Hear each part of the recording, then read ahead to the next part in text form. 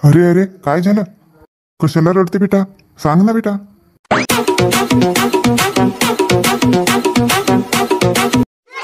बाप रे बाप, 7 वाजले आज उठायला.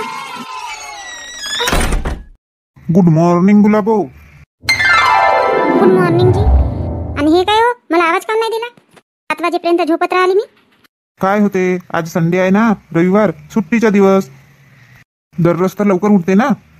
हो बरोबर आहे तुमच्या म्हणणं, पण कामं राहतात ना. होतील, आज संडेच आहे. हो मी काय म्हणते, आज संडे आहे, मला मार्केटला जायचं आहे आणि पार्लरमध्ये पण जायचं आहे ना तुमच्याकडे वेळ? हो बाबा, जाऊ जाऊ. बघा हो, आधीच सांगितले तुम्हाला, नाहीतर मग तुमच्या राहते वेळेवर की आज नाही जमत म्हणून. जाऊ म्हटलं तरी गुलाबो.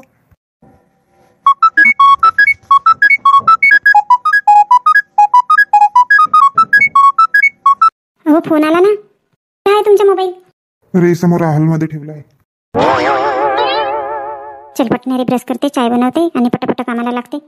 आज मस्त शॉपिंग करीन मी. आता गौर येत आहे, मग पार्लरमध्ये पण खूप गर्दी राहते. लवकर गेला तर बरं होते, नाहीतर फेशियल वगैरे काही करून नाही देत. हो जी, ठीक आहे ठीक आहे. हो कोणाचा फोन आहे? पप्पांचा होता फोन. पप्पा वगैरे येत आहेत 11 वाजेपर्यंत.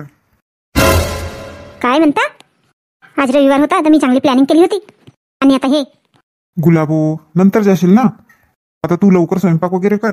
तुम्हाला काय आहे, तुम्हाला का समजते? मी किती सकाळपासून विचार केली होती, आज किती प्लॅनिंग केली होती. सगळ्या माझ्या प्लॅनिंगची माती झाली. आण लवकर चहा आण. मग मला आई आणि पप्पांना घ्यायला पण जायचं आहे. आतापासून जाता का? 11 वाजे येणार आहेत म्हणता ना. नाही, आतापासून नाही जात. ते गाडी पंक्चर झाली का तर माहित नाही, ते दाखवतो मेकॅनिकलकडे. आणि काही सामान वगैरे लागतो का स्वयंपाकाचा? नाही नाही, आहे घरीच. मग का बनवणार आहे स्वयंपाकामध्ये? तुम्हाला तर मोठा आनंद होत असेल जी, की जाना कॅन्सल झाला म्हणून. हिचा पारा गरम झाला. जातो जातो, तू कर स्वयंपाक गी. असा ना मला संताप आल्यासारखा लागते. विचार करावा एक आणि होते दुसरा. गुलाब उठ, डोक्यावर हात मांडून काही होणार नाही आहे. लागा तर स्वयंपाकाला. नसीबी पडला, जेला होता लागेलच. कुकर झाला लावून, आता गोबी ना आलूची भाजी बनवून टाकते. माणूस म्हणते रविवार दिवस मिळाला तर चांगला आराम करीन. कुठला आराम? आणि काका विचार केली नव्हती. जाईन म्हणली होती मस्त शॉपिंग करायसाठी, आपल्यासाठी साडी घेईन म्हणत होती. एका साईडला तांदूळ मांडून टाकते आणि कणिक भिजवून टाकते. पुऱ्या भजे बनवा लागतील. माझ्या तर स्वयंपाकात अजिबात मन नाही लागत आहे. मस्त मशीन बिशीन लावीन म्हणत होती केसांना. चांगली क्लीनअप वगैरे करीन म्हणत होती. जिथला तिथं राहिला सगळा. हे तर मस्त खुश होऊन गेले घ्यायसाठी. हाय देवा, कंबर तुटून गेली माझी. बस होते थोडा वेळ पंख्याची हवा खात. थोडा चेहऱ्यावरूनच पाणी घेऊन घेते ना. अगं ए गुलाबो, बघ कोण आलेत तर. या ना पप्पा, आई या, आतमध्ये या. काय झालं बेटा? भूताला बघितली की काय? मला वाटते आम्हाला बघून तुला आनंद नाही झाला. अरे पोरी, काय झालं? अशी उभी काऊन आहे? काय झालं जावई बापू? तुम्ही सांगितलं नाही का की आम्ही येणार आहोत म्हणून? हे माझी पोरगी तर अशी हक्काबक्का झाली. नाही आई, काही नाही. आम्हाला बघून तर तुझं शॉकच झाली. आणि काय ग, दरवाजावरच ठेवशील का आम्हाला? नाही नाही, चला नाही. चला पप्पा, हातपाय वगैरे धुवून घ्या, फ्रेश व्हा, जेवण करायला बसू. चला आई, हातपाय वगैरे धु. हो धुते, पण तुला काय झालं ग? मला वाटते आम्ही आला तर तुला आनंद नाही झाला. नाही नाही, झाला ना आनंद. अहो. अरे ते बॅग राहिली गाडीकडेच, मी आणतो जरा. हो पण अगं ए गुलाबो. हो आले आले आई.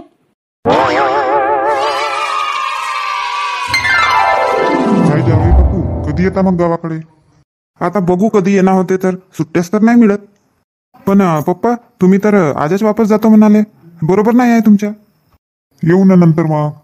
गुलाबोच्या मामाच्या इथं यावर्षी पहिला कन्हैया मांडला, तर तिथं गेलो होतो. म्हटलं आता जवळ आलं तर मुलीची भेट घेऊन घ्यावा. आज रविवारही आहे, बाई बापू पण घरीच असतील. हो बरोबर आहे, मामाजींचा फोन आला होता. माझी ड्युटी असल्यामुळे काही जमला नाही आमचा. बसा, मी हॉटेलमधून पान आणतो बनवून. गुलाबो, मी येतो हॉटेलकडून. आई आणि पप्पांसाठी पान घेऊन आणतो. ठीक आहे या. गुलाबो काय झालं बेटा? मी आली आहे तेव्हाची बघत आहे. कोणती गोष्ट आहे सांग ना. आईकडे नाही सांगशील का आपल्या? एवढा चांगला स्वयंपाक बनवते पण आज चांगला स्वयंपाक नाही बनवली तू. काय झालं? काहीतरी गोष्ट आहे सांग ना पोरी. अरे अरे काय झालं? कशाला रडते बेटा? सांग ना बेटा. ते आसूपूस चल आसूपूस आधी आणि सांग काय झालं तर. आई काही नाही झालं. त्यावेळी बापूंनी काही म्हटलं का तुला? नाही नाही आई. तर मग ते काय झालं आई? आज सकाळी पप्पांचा फोन आला आम्ही येत आहोत म्हणून. आणि यांनी पण मला सांगितलं की पप्पा वगैरे येत आहेत म्हणून. तर मग याच्यात काय झालं? मला वाटलं यांची आई आणि पप्पा येत आहेत. हा सगळं समजली पोरी सगळं समजली. याच्यानंतर मला काही सांगू नको तू. म्हणून तसा स्वयंपाक केली नाही का? आम्ही तुला अशीच शिकवण दिली का? त्यावेळी बापू किती चांगले आहेत. ती आम्हाला मान देतात स्वतःच्या आई वडिलांसारखे मानतात. आणि तू हे बरोबर नाही केली तू. खरंच गुलाबो बरोबर नाही केली बेटा तू. हो पप्पा म्हणूनच मला मगातपासून वेगळाच वाटत आहे. तुला आनंद नाही झाला तुझे सासू सासरे येत आहेत म्हणून? तुझ्यासारख्या सोच ठेवणाऱ्या मुलीमुळेच घरं तुटतात बेटा. स्वतःचे आई वडील का आणि आपल्या पतीचे आई वडील का सगळ्यांना एकसारखाच समजावा. आणि ते सोड त्या घरी कोणीच पाहुणे आले त्यांना हसत पाणी द्यावा जेवण द्यावा हे शिकवण दिली होती आम्ही तुला. खरंच खूपच लाज वाटत आहे तुझी. आई आता चूक झाली ना. मलाही कळलं की माझी चूक झाली म्हणून. जावई बापू कधी भेदभाव नाही करत पण तू स्वतःची मुलगी असून भेदभाव करत आहे. म्हणतात ना सगळं काही इथंच भोगावं लागते म्हणून. असा स्वयंपाक आपल्या सासू सासऱ्यांसाठी केली होती. काय झालं? तुझ्याच आई वडिलांना खावा लागला ना. म्हणून आता तू कान खोलून ऐक. कोणी आपल्या घरी पाहुणे आले त्यांचा आदर सत्कार करावा. अतिथी देवो भव म्हणतात ना. आजकालच्या मुलींना काय समजते? पाहुणे म्हटले की त्यांच्या डोकाच फिरते. आणि त्यात सासरकडले पाहुणे म्हटले की झाला. तरी आपल्यावरच असते जवळ घेणं आणि दूर करणं. आई चूक झाली म्हटलं ना. तर बघितलं मंडळी माझ्या मुलीने काय केलं तर. तुम्ही मात्र असं करू नका. सगळ्यांशी प्रेमाने वागा. सगळ्यांचा आदर सत्कार करा. सासू सासरे झाले म्हणून काय झाला? त्यांना पण भावना असतात ना. त्यांना पण असं वाटते ना की आपण माझ्या सुनेच्या पोराच्या घरी जावं म्हणून. मग ते काय 4 दिवसासाठी येतात. प्लीज असं करू नका. ही व्हिडिओ आवडली असेल तर व्हिडिओला लाईक करा शेअर करा. आणि हो आतापर्यंत चॅनल सबस्क्राईब नाही केले असणार तर चॅनलला सबस्क्राईब करा. पुन्हा भेटू नेक्स्ट व्हिडिओमध्ये. तोपर्यंत टाटा बाय बाय.